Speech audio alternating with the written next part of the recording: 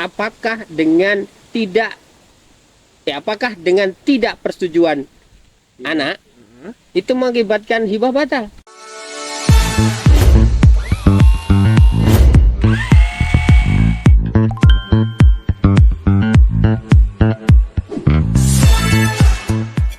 Ya nih Pak, kayaknya tempatnya enak buat ngobrol-ngobrol sahdu gitu. Woi, Ada iya bukit, terus backgroundnya Woi, keren. ada sungai. Itu Kan? Waduk Sermo ya? Iya Pak. Oh, keren. Oke. Oke. Nah, mumpung sekalian sama Bapak nih. Ya, oke. Jadi gini Pak, ini terkait hibah Pak. Oke. Kan sependek pengetahuan saya, hibah itu kan suatu pemberian Pak. Ya. Nah, kemudian dalam beberapa konteks, khususnya pertanahan, yang namanya pemberian itu malah ada dikait-kaitkan dengan persetujuan. Oke. Jadi kalau bentuknya berupa tanah, khususnya suatu hibah itu harus ada persetujuan Persetujuan dari siapa? dari anak-anaknya. Oke. Tak kira persetujuan dari kawan kawin atau suami atau istrinya. Enggak Pak, kalau hibah ini malah ke anaknya. Anaknya juga ikut-ikut. Iya. Aduh. Nah, itu tanah doang, tanah yang apa namanya benda tidak bergerak. Oke. Sedangkan benda-benda bergerak malah enggak. Kalau enggak. Jadi malah kayak seperti double standar lah. Nah, enggak fair ya kayaknya ya. iya. Oke. Nah, terus menurut Bapak seperti mengenai hibah itu sendiri itu bagaimana? Oke. Hibah khusus tanah ya? Atau Iya. saya tarik dulu ke umum dulu ya? Mending umum dulu, Pak. Oke, umum. Oke. Umum itu yang namanya hibah. Hibah itu hakikatnya kan perjanjian sepihak. Perjanjian sepihak. Nggak ada pihak yang lain, nggak ada pihak kedua sebetulnya. Oke. Jadi aku ngasih ke kamu, Mm-mm. aku hibah ke kamu. Ya, Pak. Sudah, aku saja yang menyatakan hibah ke kamu. Oh, sepihak. Ya, kamu cuman tinggal menerima. Di situ tidak ada perikatan timbal balik di situ. Nggak ada ikatan kamu apa namanya kayak jual beli misalkan. Oke. Aku ada harga, ya kan, baru tak bayar sebagian ke kamu. Nah, sisanya kamu bisa nuntut aku kan? Ya. Nah, bukan perjanjian timbal balik lah dari dua orang. Maka kemudian ini dinamakan perjanjian sepihak kalau dalam teori, ya. Nah, balik ke masalah tanah, ya. Jadi kayaknya kok nggak fair ya. Kok Iya. khusus tanah itu harus dengan persetujuan anak. Anak ini siapa? Ya. Dalam teori itu ada ndak istilah calon ahli waris? Calon ahli waris nggak ada ya, Nggak Pak? ada. Nggak ada. Adanya pewaris dan ahli waris gitu kan ya. Dan harta warisan gitu ya. Ya. Kalau hibah Mm-mm. itu dilakukan sebelum meninggal kan? Betul. Masih hidup kan?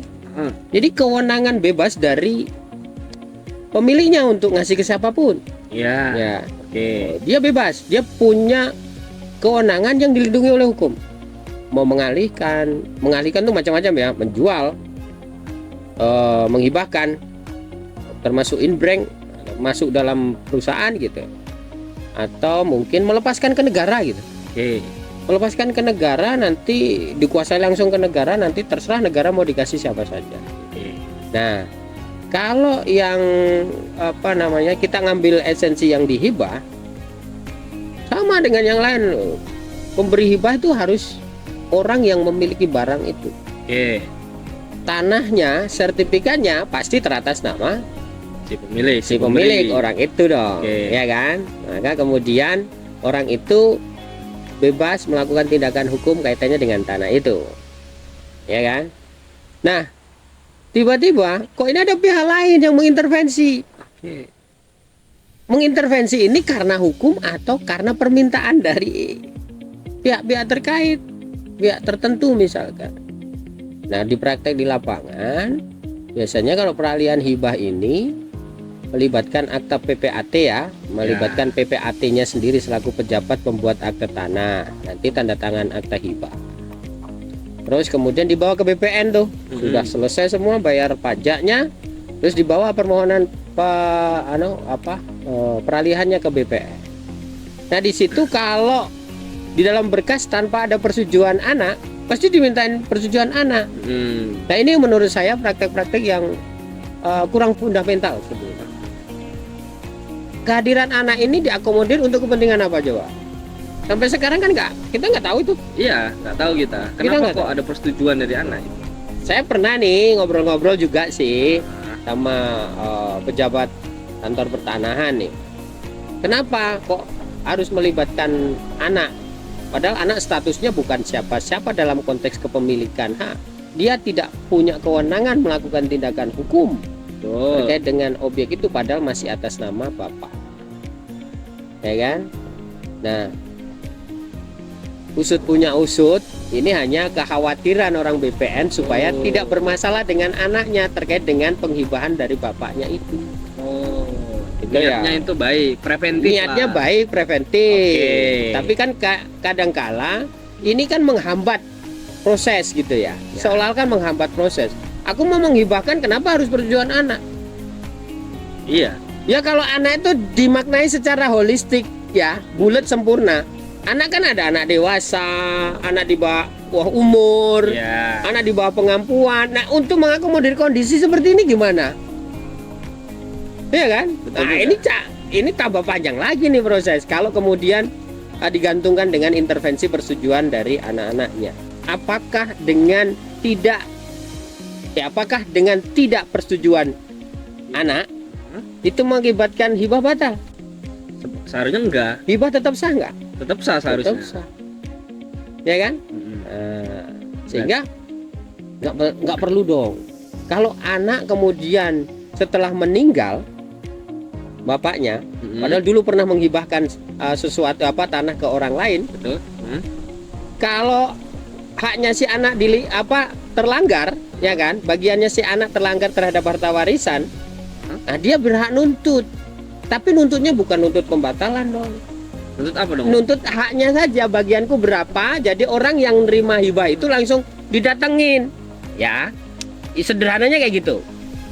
Pak, hibahnya bapak saya ke bapak ternyata melanggar hak saya, Pak. Ya. Saya pengen nuntut hak saya. Ya silakan dituntut, tapi tidak pada menuntut keabsahan hibahnya dulu. Hibahnya tetap sah.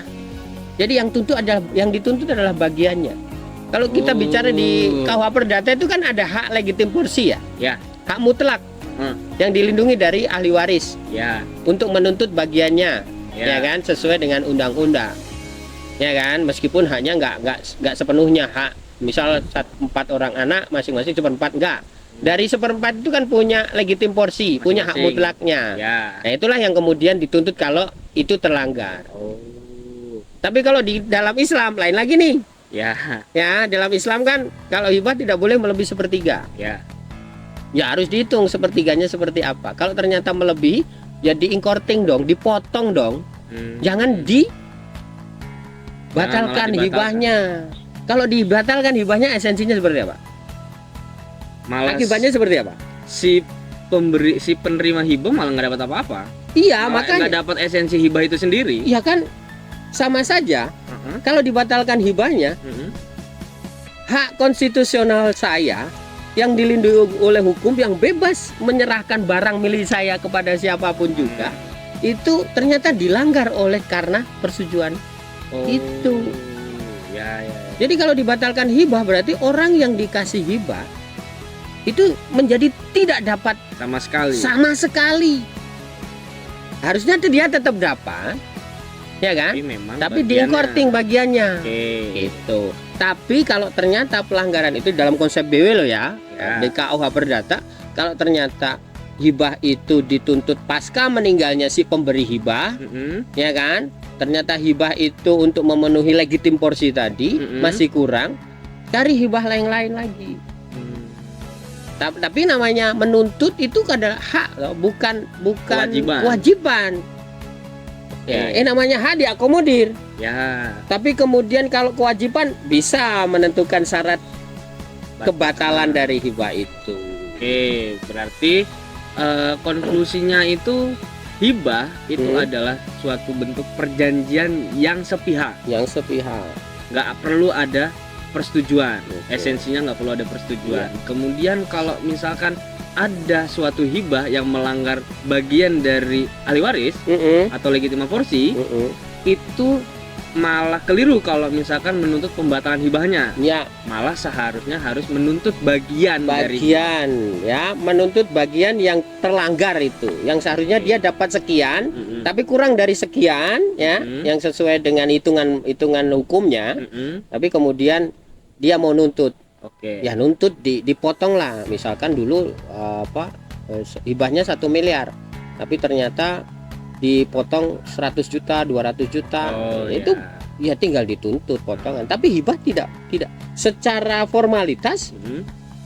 perjanjian hibahnya sah, Tetap sah, harus. nggak batal, Oke. ya kan? Ya. Nah, tapi emang ada beberapa putusan yang kemudian membatalkan hibah itu. Loh, kenapa, Pak? Nah, ini saya nggak tahu pertimbangan hakimnya seperti apa, kenapa kok kemudian diputus batal. Oh. Harusnya yang memutus batal apa alasan memutus batal itu karena syarat formalitasnya tidak terpenuhi, prosedurnya tidak terpenuhi. Ya kan? Misalkan yang memberi hibah bukan pemiliknya, misalkan itu kan, itu tentu batalin kan. Terus kemudian barang yang yang dihibahkan itu ternyata barang yang akan belum ada gitu kan. Iya. Cuma janji-janji aja. Nah. Terus atau mungkin pemberi hibah posisinya tidak cakap atau dalam keadaan di bawah umur atau seperti apa. Nah, itu butuh penelitian atau pembuktian lebih lanjut supaya itu jadi alasan formal untuk membatalkan. Terus Pak, menurut Bapak sendiri, karena ada miskonsepsi nih teori sama praktik, khususnya di bidang pertanahan lah ya, objeknya tanah. Sebaiknya itu harus seperti apa? Ada nggak pesan atau apa gitu, saran gitu? Jadi kita ini orang hukum ya, mungkin masyarakat juga paham loh ya, karena praktek hukum itu dibangun dari kebiasaan. Seringkali ya kebiasaan dari masyarakat. Sudah kalau memang prosedur pelaksanaan hibah, perjanjian hibahnya itu tidak melanggar formalitas, ya kan? Yang memiliki ancaman kebatalan, ya sudah, itu biarkan saja. Itu kalau memang saya sah, ya kan? Tinggal nanti ahli waris kalau memang terlanggar ya nuntut, tapi bukan nuntut pada pembatalannya. Udah selesai gitu. Ya, memang hukum ini dibuat sedemikian rupa, diatur, dibentuk sedemikian rupa, semua orang tuh punya akses untuk dilindungi gitu aja. Jadi nggak usah takut gitu loh. Justru malah kalau dengan mewajibkan persetujuan itu justru malah akan menghambat hak konstitusional si pemiliknya sendiri. Kan aneh, ya kan? Kalau hibah ya hibah. Lagian rata-rata pembatalan hibah itu dituntut pada saat pemberi hibah itu meninggal dunia. Iya. Harusnya kalau nuntut batalnya perjanjian hibah, ya kan? Hibahnya pada saat masih hidup dong. Iya. Dia bisa membuktikan tidak melebihi sepertiga. Oh Pak, ternyata harta Bapak, berarti Bapak membuat pernyataan bohong dong, tidak melebihi sepertiga, padahal hartanya ada banyak nih. Kalau dia bisa membuktikan itu, silakan gugat bapaknya sendiri, batal hibahnya. Tapi rata-rata gugat pembatalan karena esensi untuk kepentingan menagih haknya ya, hak sebagai ahli waris, bagian warisannya seberapa, itu terus batalkan hibah. Itu nggak masuk menurut saya. Yang digugat sudah meninggal sebelumnya, tapi ternyata karena sudah meninggal, akhirnya dibebankan kepada penerima hibah. Iya.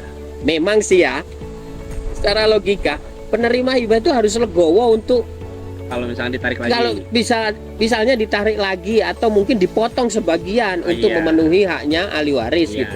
Nggak apa-apa, yang namanya legowo hadiah itu kan cuma-cuma. Ya, yang namanya hadiah. Jadi memang harus dikembalikan kepada konsepsinya lagi, benar itu. Apa itu hibah dan lain sebagainya. Confident, jangan, nggak usah takut. Kayak kan? Ya. Kalau bapakku mau menghibahkan, ya sudah, persilahkan, hormatilah itu gitu loh. Ya. Selama itu prosedural, ya kan? Kalau nggak prosedur, baru kita bisa melakukan challenge pembatalan gitu. Oke, thank you Bapak. Ini menarik sebetulnya. Saya mau nambahin nih, ini ada materi bagus nih sebetulnya. Kecil sederhana tapi bagus. Mungkin bisa kita diskusikan nih kaitannya dengan akta hibah yang dibuat di hadapan PPAT. Kenapa tuh Pak? Nah, hibah itu hakikatnya kan perjanjian sepihak tuh. Betul. Jelas kan? Ya. Tapi kenapa coba cek di akte PPAT? Si A, ya kan? Oh Di ya. dalam komparisinya ya. Komparisinya. Ya pihaknya ya. Si A namanya Fulan, ya kan? Fulan. Udah datanya dia apa? Data identitasnya dia. Pasti disebut dia selaku pemberi hibah atau pihak pertama. Sudah? Ya. Terus Suto atau Noyo gitu Ya. kan? Selaku apa? Penerima hibah atau disebut Pihak sebagai kedua. pihak kedua. Kenapa ada pihak satu dan pihak kedua? Seolah-olah ini perjanjian yang mengikat timbal balik, Oh. obligatoir, ya kan? Iya. Jadi kalau kemudian ada pelanggaran tertentu terkait dengan formalitas, mereka bisa material ya, mereka bisa saling nuntut. Yang namanya hibah kan perjanjian sepihak, kenapa harus ada pihak satu dan dua? Itu cek. Ya, ini apakah ini format yang ada di akta hibah di PPAT itu udah bener atau enggak? Di sisi itu aja dulu dong. Kenapa mereka menganggap bahwa hibah itu adalah perjanjian seolah-olah sepihak, maka ada pihak pertama dan pihak kedua? Harusnya nggak usah pemberi hibah tok. Langsung dengan ini memberi hibah kepada siapa? Udah selesai, hakikatnya pernyataan. Ya kan? Betul. Itu satu. Terus kemudian mungkin apa namanya? Sebetulnya ini masukan saja ya sebenarnya, masukan. Wah, kalau dianggap hibah itu adalah perjanjian sepihak, ya harusnya nggak ada pihak pertama dan pihak kedua. Nah, ini yang aku mulai ingat nih, ya. Rata-rata ada beberapa temen nih dan masuk pengadilan juga. Ini guru kita yang ngomong nih ya, di dalam satu seminar gitu. Seminar atau diskusi hukum. Itu dia sebagai ahli kaitannya dengan notaris yang buat, ya kan? Notaris yang buat perikatan hibah. Perikatan hibah? Gila nggak deh? Waduh, lucu nggak itu? Oh iya, itulah. Hibah kenapa ada perikatan? Ini yang kemudian dimaknai bahwa seolah-olah dianggap perjanjian obligatoir atau perjanjian timbal balik, maka diikat gitu loh. Padahal hibah itu sudah mau nyerahkan, ngapain diikat? Ya kan? Ya. Cara ngikatnya seperti apa? Tak cabut aja bisa, tak batalkan sendiri yang memberi hibah bisa, gitu kan? Karena esensinya memang pernyataan. Perjanjian sepihak esensinya adalah pernyataan. Itu aja yang menurut saya itu perlu dikaji ulang lah untuk menyesuaikan dengan konsep yang ada. Oke, berarti yang aktanya masalahnya itu. Kalau dilihat dari praktiknya di dalam pembuatan akta hibah yang dibuat oleh PPAT pun miss di sana. Seakan-akan obligatoir atau timbal balik, ada pihak pertama, pihak kedua, pemberi dan penerima. Ya, seharusnya ya cukup pemberi aja. Soalnya ada dua orang yang punya kedudukan yang sama gitu kan. Nah, itu ya. Itu aja ya. Oke. Terima kasih sebelumnya loh Pak. Kita sudah ditemani oleh Bapak juga melihat pemandangan dan juga ilmu yang bermanfaat. Tapi anginnya masih sepoi-sepoi nih. Keren. Saya jadi berantakan nih. Sangat sejuk ini. Oke. Ya. Lain waktu kita ngobrol lagi. Oke. Terima kasih Pak. Ya, sama-sama.